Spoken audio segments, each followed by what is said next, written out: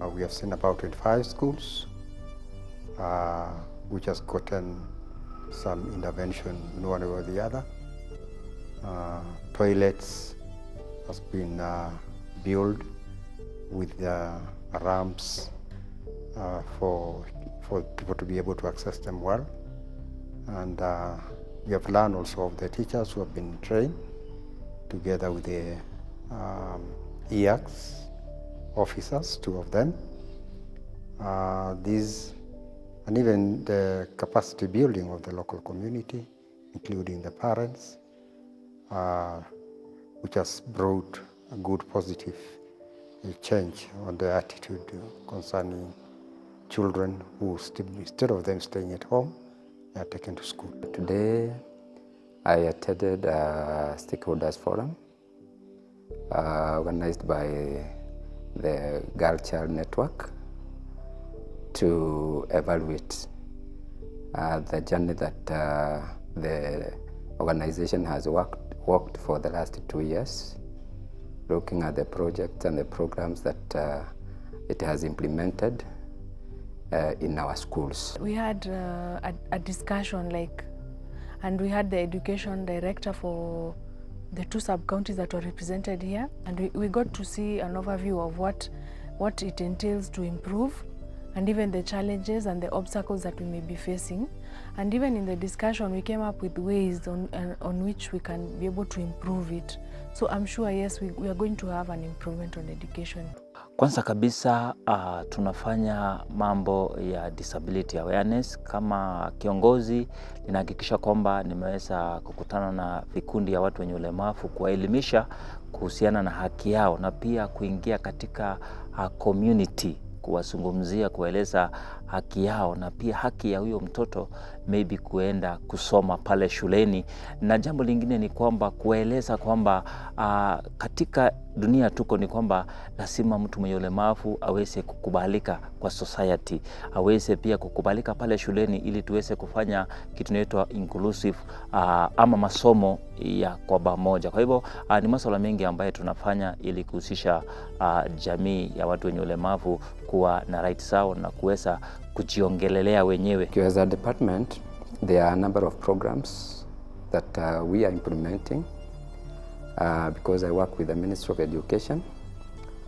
One, we are guided by a sector policy on learners with disabilities and trainees, and we are implementing that policy through guidelines and policy statements that are given by the government.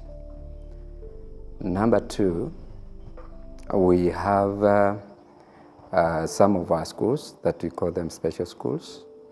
They have learners with disabilities. We also have special schools with special units. We also have learners who are integrated in our schools. And therefore we have programs that are implemented to assist such learners so that they can be able to learn just like the other learners. We have teachers who have been trained to take care of such learners. We also do assessment in our schools to ensure that they are learner friendly for both learners without and learners with disabilities. And where we find cases where there are some infrastructure facilities that are not friendly to learners with disability, we do recommend that the infrastructure facility, such infrastructure facilities should take care of all learners. The GCN has also impacted very much on the well-being of the learners, because they have constructed toilet that is disability friendly, that is accessible even to the learners. It's very accessible to the learners with the disabilities. The whole school has been renovated. There are ramps all over, ramps from every class to every other place of interest, from the kitchen to classes, from the classroom to the staff room, and everywhere. So learners with, even those learners with the physical disabilities, like those ones who walk with, in wheelchairs, they can access any building. They can even access that very important part of the toilet in a very easy manner, because it has been designed for them. It is wide enough, it has ramps, it has some place where they can hold. The doors are opening inside and outside, and from that, the school will even be an integrated school. We are registering it next year to become an integrated school because of what GCN has done.